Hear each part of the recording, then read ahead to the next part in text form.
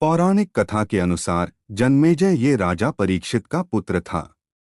इसके ही राज्यकाल में द्वापर युग समाप्त हुआ और कलियुग शुरू हुआ। कलियुग शुरू होने पर कली राजा का पीछा करने लगा।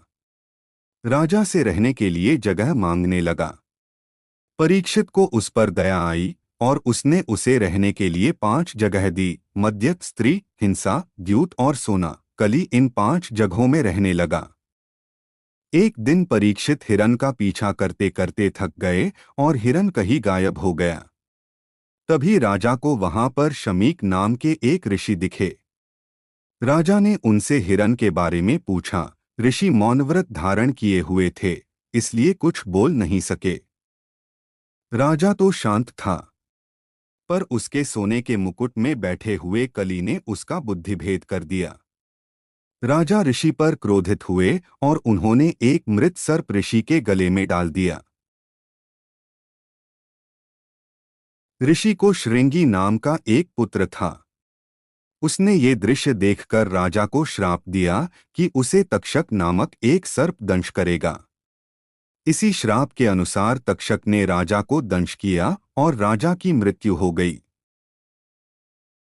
इसी का प्रतिशोध लेने के लिए परीक्षित के पुत्र जन्मेजय ने सर्पयज्ञ किया। यज्ञ सांपों के अस्तित्व को मिटाने के लिए किया गया था। इस दौरान ऋषि आस्तिक ने इस यज्ञ को रोका और सांपों को बचाया। यह दिन सावन की शुक्ल पक्ष की पंचमी का दिन था और तब से ही नाग पंचमी के रूप में इसे मनाया जाने लगा। नाग पंचमी हिंदुओं का एक प्रमुख त्योहार है। हिंदू पंचांग के अनुसार सावन माह की शुक्ल पक्ष के पंचमी को नाग पंचमी के रूप में मनाया जाता है। इस दिन नाग देवता या सर्प की पूजा की जाती है और उन्हें दूध से स्नान कराया जाता है। लेकिन कहीं कहीं दूध पिलाने की परंपरा चल पड़ी है। नाग को दूध पिलाने से पाचन नहीं हो पाने उनकी मृत्यु हो जाती है। शास्त्रों में नागों को दूध पिलाने को नहीं बल्कि दूध से स्नान कराने को कहा गया है। इस दिन नवनाग की पूजा की जाती है।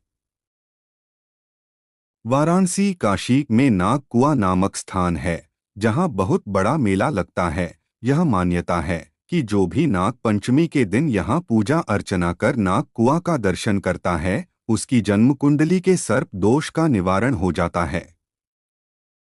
दोस्तों, जानकारी अच्छी लगे तो लाइक, शेयर, कमेंट और सब्सक्राइब जरूर करें।